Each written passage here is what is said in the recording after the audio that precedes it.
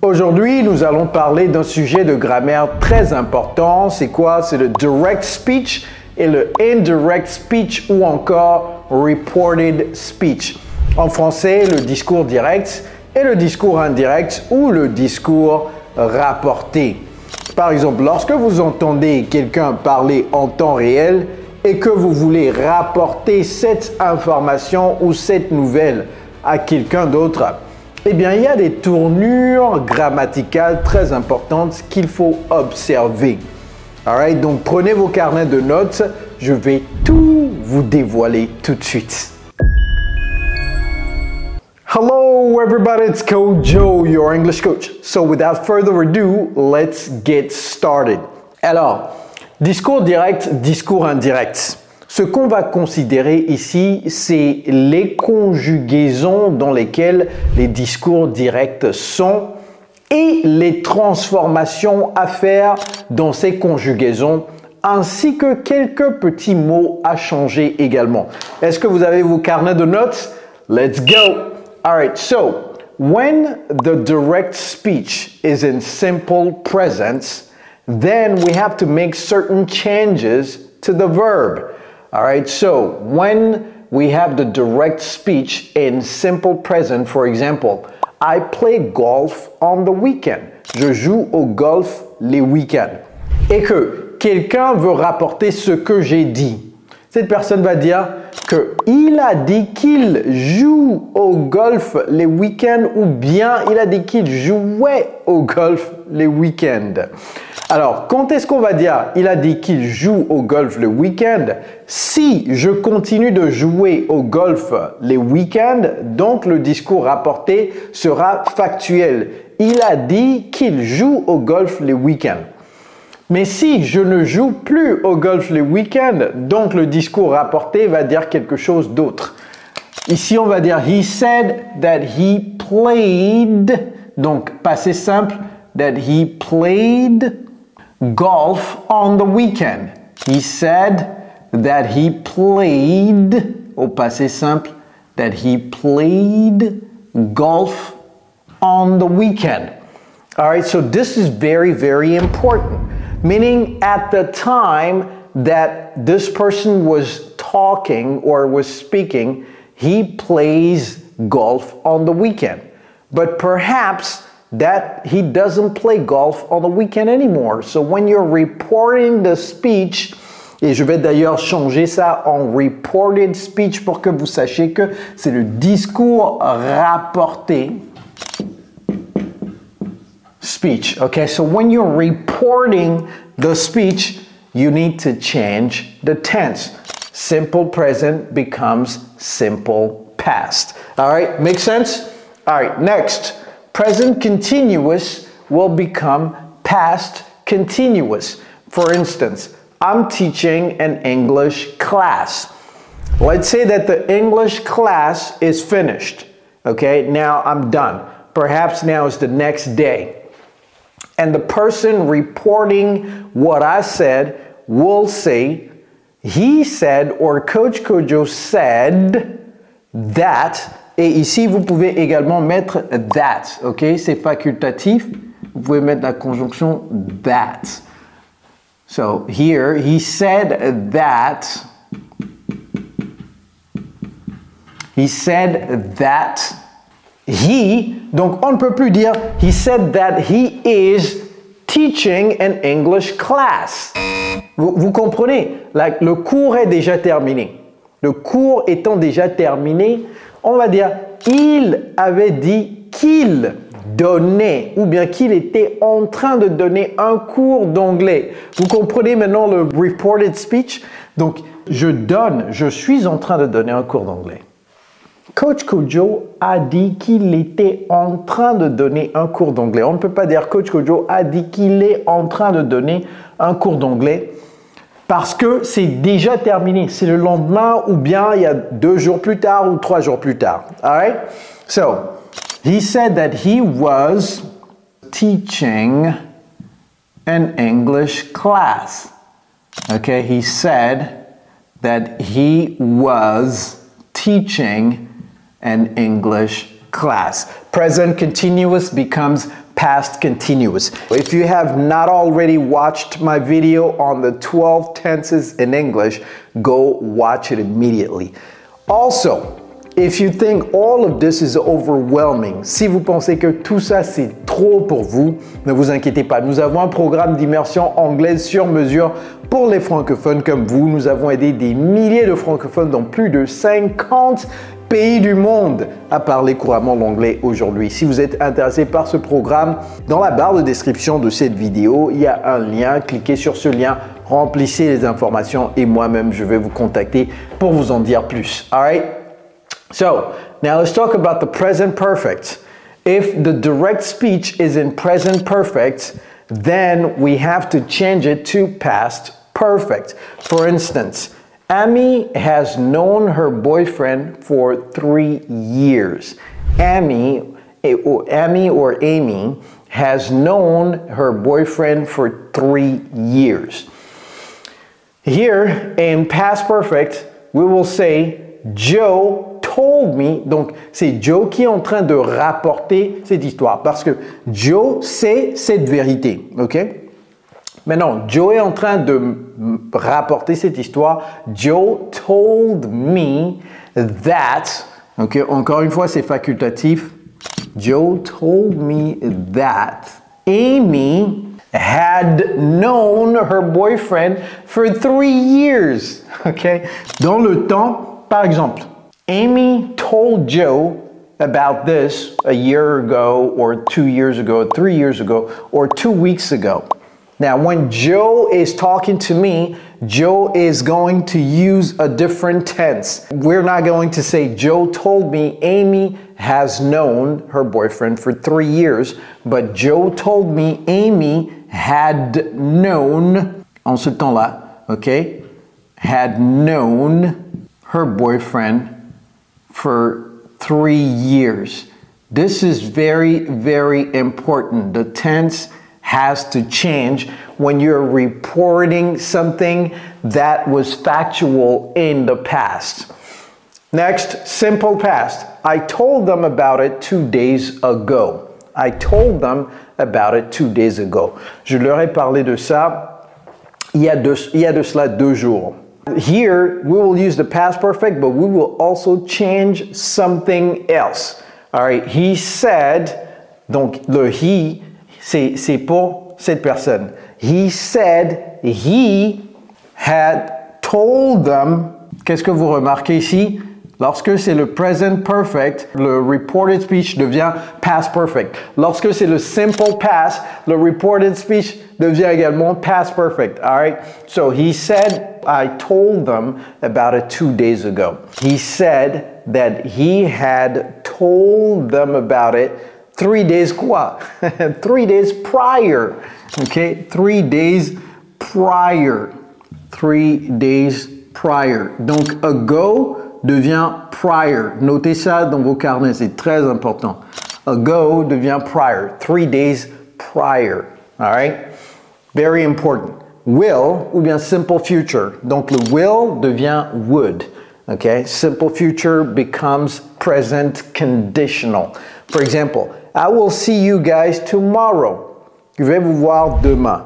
Donc peut-être que maintenant on rapporte cette histoire 2 semaines plus tard ou 3 semaines plus tard, on va dire he mentioned. Donc ici, c'est des verbes que j'utilise pour rapporter la conversation. Ok? Vous pouvez utiliser beaucoup de verbes pour rapporter les faits. C'est pas seulement le verbe say ou bien le verbe tell. Ok? Donc il a mentionné. Ok? Il a mentionné. Donc ici le verbe c'est quoi? Le verbe voir. He mentioned he would see. Donc, c'est quoi you guys? Si je suis dans ce groupe de you guys, donc ici, on va dire us. Vous comprenez? So, he mentioned he would see us. Et je vais vous poser une question tout de suite. Le tomorrow là, ok? Je vais vous voir demain. C'est moi, je suis en train de vous dire, je vais vous voir demain. Maintenant, 2 semaines ou 3 semaines plus tard, vous rapportez l'information que j'ai dit. Kojo, ce jour-là, Kojo a dit qu'il nous verrait Ok? Le lendemain. Vous n'allez pas dire, ce jour-là, Coach Joe a dit qu'il nous verrait demain. Vous voyez, parce que demain est déjà parti. Demain est parti il y a déjà 3 semaines de cela. Donc, on va changer tomorrow également. Alright? Notez ça dans vos carnets. Donc, l'expression tomorrow devient, donc on a déjà dit ago devient prior, n'est-ce pas? Tomorrow va changer également. Parce qu'on rapporte cette information, cette information s'est produite dans le passé. On rapporte cette information à une date ultérieure. He mentioned he would see us. Ce n'est pas you guys parce que vous êtes dedans. Si l'un d'entre vous, vous rapportez cette histoire, vous n'allez pas dire you guys parce que you guys, ça fait référence à quelqu'un d'autre. Donc, vous allez vous inclure dans ce groupe. He will see us, et ça, il faut noter ça quelque part. The following, et je vais vous expliquer pourquoi j'ai mis following day. Okay? He will see us the following day. Pourquoi est-ce que j'ai mis he will see us the following day? C'est très simple parce que demain, lorsqu'on rapporte ça, on rapporte cette information, c'est qu'il allait nous voir le lendemain ou bien le jour suivant. Ok, le jour suivant. Donc, tomorrow, c'est le jour suivant. Vous rapportez cette information, il faut dire le jour suivant. All right? So, we can meet in this place next week. We can meet or we can meet up in this place next week. Vous rapportez cette information quelques temps plus tard, une semaine plus tard, 2 jours plus tard, 3 jours plus tard, 4 jours plus tard. Je n'ai pas assez de place pour dire he said. Ok, donc he said we could. Vous allez utiliser donc le can devient could. He said we could meet ou bien meet up. We could meet in. Est-ce que on va dire this place? C'est déjà passé. Vous montrez là où le meeting aurait lieu. Donc, vous n'allez pas utiliser this. Vous allez utiliser that. OK? In that place, parce que l'action s'est déjà passée. In that place. Quoi d'autre? Est-ce qu'on va changer quelque chose d'autre? In that place next week. Est-ce que lorsque vous rapportez cette histoire 1 mois plus tard, 2 mois plus tard, vous allez dire next week, la semaine prochaine? Non! Donc, qu'est-ce que vous allez dire? Vous allez dire la semaine d'après. OK? He said, donc ça, OK? N'oubliez pas, hein, vous rapportez ça. He said that, ou bien he said, without the that, we could meet in that place the following week. The following day, the following week. Make sense so far? Reported speech is not difficult if you understand that the information right now when the person is speaking is happening right now. And then when you report it at a later time, then you have to change the verb because the verb cannot be in the same tense that it was at the time that you're reporting it. Time has changed, and so the verb should also change. That's all it is, all right? So, next, may. All right, ça c'est des verbes modaux. Hein? Will, can, may, must. May, it may rain today. Il se peut qu'il pleuve aujourd'hui. OK? Donc, maintenant, vous rapportez cette histoire 1 semaine plus tard, 2 semaines plus tard, 3 semaines plus tard, et vous voulez dire ce que la personne a dit. OK? Donc ici, vous allez dire, elle avait pensé, ce jour-là, elle avait pensé qu'il allait pleuvoir. Vous voyez, qu'il pleut. Vous voyez, donc vous n'allez plus utiliser ce temps-là parce que c'est déjà passé. L'action s'est déjà déroulée il y a de cela 2 semaines, 3 semaines, 1 mois, 1 an, etc. Donc, she thought it might rain. It might rain today. Today, est-ce que vous allez dire it might rain today? No, parce que today c'était quand la personne avait dit ça, il y a de cela 3 semaines, il y a de cela 1 mois. Vous voyez? Donc vous allez dire ce jour-là. ce jour-là. Donc ce jour-là, c'est It might rain that day. Vous comprenez, n'est-ce pas? It might rain that day.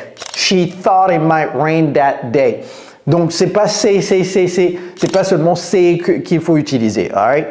Également, si vous ne savez pas la différence entre say et tell, ok, say et tell, allez regarder ma vidéo sur ce sujet. All right? Very, very important. Parce que je sais qu'il y a beaucoup de gens qui confondent. Il y a des gens qui disent he said me. Non, on ne dit pas he said me. On dit he told me. All right? Si vous le disiez say, c'est he said to me. All right? Et on ne dit pas non plus he told to me, on dit he told me. Very good. Okay, next, must ou bien have to. You must go to sleep now. You must go to sleep now. Vous rapportez cette histoire, plus tard vous racontez ça à quelqu'un, à votre ami, et vous dites, my dad, that day, my dad said I had to go to sleep. Had, pas have. Had to go to sleep en ce moment-là. Ok, on va voir comment traduire, comment remplacer ou transformer now ultérieurement. My dad said, donc le you, disons que c'est votre père qui vous dit. Votre père est en train de vous dire, il te faut aller au lit là maintenant. Ok, il te faut aller au lit maintenant. Ok, va te coucher maintenant. Il te faut te coucher maintenant. Vous rapportez cette histoire une semaine plus tard à votre ami. Vous avez dit, mon père m'avait dit, il fallait que j'aille au lit à ce moment-là. Ok, all right. My dad said I had to go to sleep then. Donc now devient then. Notez ça également. Now becomes then. My dad said I had to go to sleep then. All right. Now, so far we talked about affirmative sentences. On a parlé de phrases déclaratives. Maintenant, phrase interrogative. On va faire quoi avec? Is everything okay? Is everything, la personne vous dit, est-ce que tout va bien? Is everything okay? Lorsque vous allez rapporter cette histoire plus tard, ultérieurement, vous allez dire, il se posait la question de savoir si tout allait bien. Vous voyez? Donc, à ce moment-là, oui, je me souviens très bien. Il se posait la question de savoir, vous n'allez pas dire, il se posait la question de savoir, est-ce que tout va bien? Vous voyez, donc vous n'allez pas rapporter la question. La question va se transformer en affirmation. Donc ici, vous allez dire, he was wondering if, donc mettez le if, he was wondering if everything was okay. Et c'est un point, ce n'est pas le point d'interrogation. Ce n'est pas le point d'interro parce que lorsque vous rapportez les faits, je vais vous donner un exemple très facile. Quel âge as-tu? Quel âge as-tu? Lorsque je rapporte ça, je ne vais pas dire il m'avait demandé quel âge as-tu? Vous voyez, ça fait bizarre. Il m'avait demandé quel âge j'avais ou bien il m'avait demandé quel âge il avait. Ok, ou bien quel âge Jessica avait. Ok, si je pose la question à Jessica, Jessica, quel âge as-tu? Et maintenant, quelqu'un d'autre veut rapporter ce que j'ai dit. Oh, Kojo a demandé à Jessica quel âge elle avait. Vous n'allez pas dire Kojo a demandé à Jessica quel âge as-tu. Vous voyez, donc il faut changer la question en affirmation tout simplement. I hope all of this makes sense. Prenez une capture écran de ça très rapidement. C'est très important parce que j'entends beaucoup de gens faire des erreurs. Des erreurs très souvent parce qu'ils ne savent pas comment rapporter le discours. If this was useful to you, put it in the comment, ok? Si vous avez aimé ça et que vous trouvez ça utile, mettez ça en commentaire et commencez à faire des phrases également en commentaire. Je vais choisir quelqu'un, un gagnant. Mettez des phrases dans le commentaire. D'abord, faites la phrase, le discours direct en commentaire et ensuite faites le discours indirect, c'est-à-dire la transformation de cette phrase en discours indirect dans les commentaires. Peut-être, je vais choisir un heureux gagnant qui va suivre notre programme d'immersion anglaise gratuitement pendant 1 mois ou 2. All right? Et si vous avez des soucis à penser directement en anglais là et que vous traduisez toujours du français en anglais, ne vous inquiétez pas. Juste après cette vidéo, regardez celle-ci pour savoir comment penser directement en anglais. It's Coach Joe, your English coach. Take care, guys.